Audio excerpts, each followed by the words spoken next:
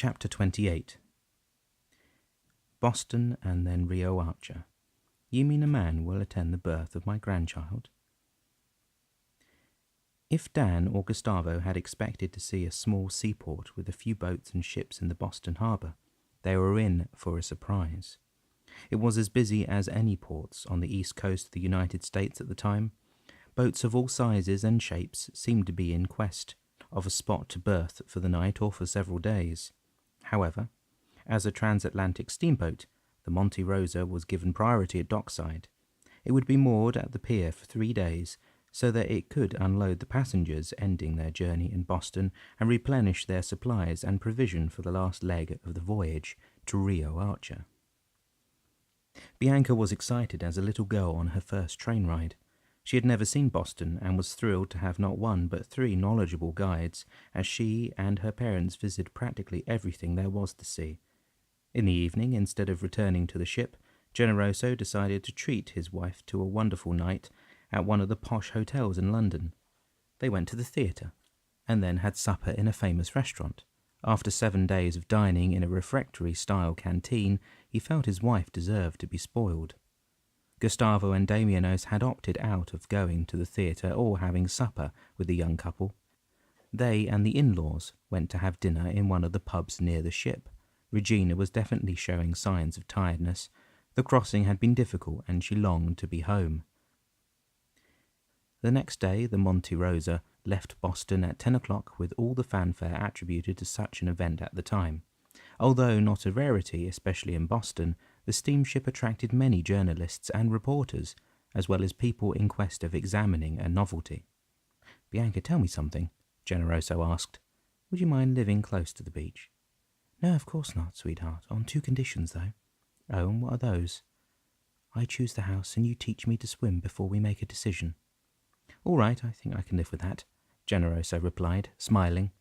He definitely loved this woman. The difference between Boston and Riohacha was nothing short of striking. In Riohacha, the hustle-bustle of Boston had been replaced by the slow pace adopted by its inhabitants. There was nothing much to do in the Colombian city located on the shore of the Caribbean. The tranquility of the environs reminded Dan and Gustavo of that of the village of Castelnuovo. Yet there was something about this town that invited a closer look on the part of the newcomers. The city seemed to be starving for growth. On their first visit, Dan and Gustavo noticed new businesses opening everywhere and taking on the allure of prosperity. People seemed to be determined to make their community an inviting one to tourists and newcomers alike. As promised, Gustavo met with Antonio Gregorio, the transporter who had offered him a driving job if Gustavo passed Antonio's test. Gustavo didn't know what to expect, but was pretty sure he would pass any driving test put to him at the time. Of course, the truck he would have to drive was far from being as modern as the trucks or vans he had driven in the States. Besides which, these vehicles, although the latest models at the time, were totally outdated when it came to being maneuverable or easy to handle. However, and for all that, Gustavo had no problem driving one of the vehicles in the city. When it came to going up the mountains, it was a different story. The paved roads soon disappeared to give way to gravel tracks and even sandy paths as one would get closer to the plantations. The ruts on the side of the trails were deep in spots which would make the road impassable during the rainy season. Nevertheless, with care and diligence on Gustavo's part, he completed the test successfully. He would be starting work in a week, perhaps before, since the picking season was well ahead of its time this year. When Regina got home, she found her house in order since it had been looked after by her maid and gardener. As expected, the family didn't live anywhere near the ocean or beaches. The house was nestled in the middle of the Andes foothills, about 10 kilometers from the city of Riohacha. Fortunately, the main house was fitted with a couple of annexes, designed to accommodate the occasional guests. Damianos and Gustavo settled in one of the annexes, and Generoso with his wife moved in the second one, much to Regina's displeasure. "Why would you not use your bedroom upstairs, Bianca?" she asked, when her daughter made her aware of the couple's decision. "Because, Mother, this was my room. It has to remain the way I used to have it when I was a child. I don't want my husband to intrude in its memories." The answer Bianca gave on that occasion seemed to smooth the edginess in her mother's tone of voice. "Very well, then, but I hope you two will not be strangers." "Mother, I truly do not understand what is troubling you. I am now married and intend to live with my husband, not with my parents and my husband. I have absolutely nothing against spending time with you and Dad, but please don't think I will not move to our own house as soon as Generoso has located the property he wishes to purchase for us." Deflated in her purpose, it seemed, Regina nodded and walked away from her daughter, closing the door of the guest house silently. Gustavo and Damianos were quite happy with the new arrangements, as temporary as they were.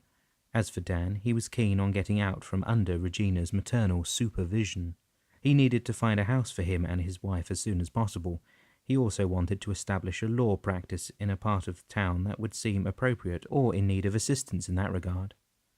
For the time being, he was not interested in joining any of the existing law firms. He didn't know any of these people, and he had no intention of making acquaintances without flying his own flag first. "What would you say we find you an office in one of the residential neighborhoods?" Damiano suggested. "You could work from home at first and get acquainted with the social customs of the community." "Yes, I think that's an excellent idea, but I hope it's somewhere near one of the beaches. I've promised Bianca to teach her how to swim and take advantage of water sports the closeness to the ocean can offer our family." "I will look into the matter," Damiano said, "and perhaps when the Lord will decide a move is warranted, the house will become available." In the next 3 months, it seemed that every single day was dedicated to planning the new couple's life. Damianos had found a lovely property near the beach and well appointed to offer easy access to the advocate's clientele. Generoso even bought a new car. He could not resist the temptation. In his present 2014, such a vehicle would be a rarity and would come with a very high price tag, but in 1903, a Bugatti Type 5, although new on the market, was reasonably priced. Regina was up in arms when she learned of the purchase. She could not understand why Generoso had to spend so much money in a motorized vehicle when hiring horse and carriage when needed would do perfectly well. Fortunately, Bianca loved it. As far as Generoso was concerned, it was all that counted. They enjoyed the drives together, and going to the beach became a regular occurrence for the couple. Bianca took to water rapidly and delighted the Sunday swim until one particular weekend, when she told Generoso that bathing was no longer recommended in her condition. Generoso stared at his lovely wife. He immediately gathered what Bianca had meant when she referred to her condition. He grinned. "You mean you are with child?" Bianca nodded. "When? When will you have the baby?" Bianca burst out in laughter. "Not for another 6 months, dear husband of mine." "Have you seen a doctor? Have you told your parents? May I tell Uncle Damianos and Gustavo?" Shrilled laughter interrupted him. "Yes, no, and yes," Bianca answered. "What did I ask again?" "You, my husband, will need to take it easy. If you continue behaving like a crazed man, I will have to retire to the nearest convent until our child is born." "May I kiss you?" Generoso asked as if he were a child. "Of course you may kiss me. I'm not contagious, you know."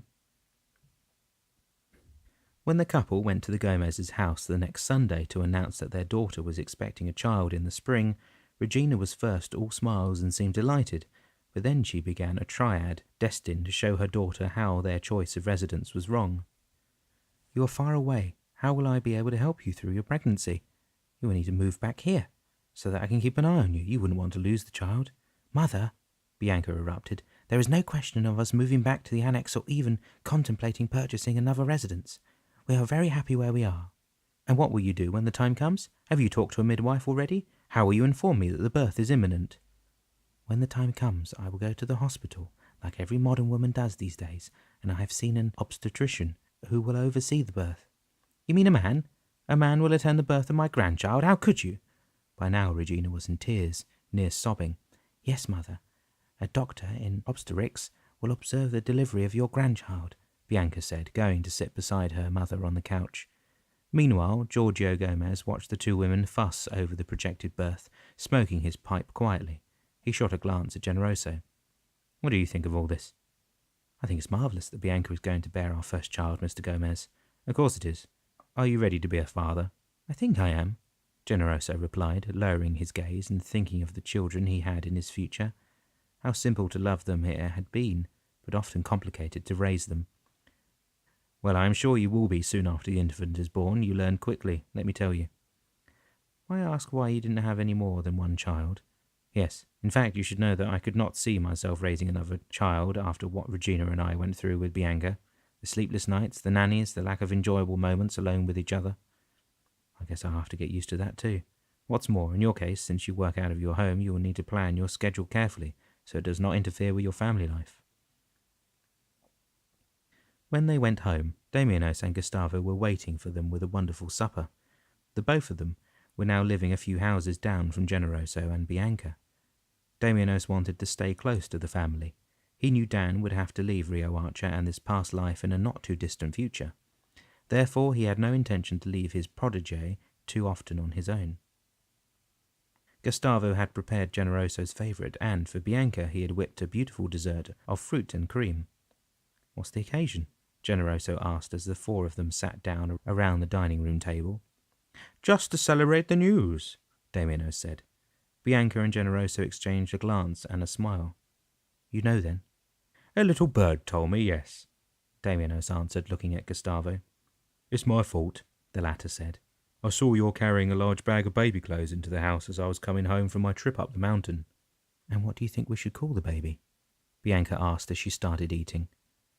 "I'm sure you will have some ideas, dear Bianca. Why asking me?" "Because I will then be sure not to be influenced by my mother's choice." Both Gustavo and Generoso erupted in laughter. "That bad, eh?" Gustavo said. "Oh yes, and then some," Bianca answered. "My mother thought that I would have engaged the services of a midwife rather than going to the hospital or having an obstetrician attending the birth. She's actually horrified that a man will see to the birth of her grandchild."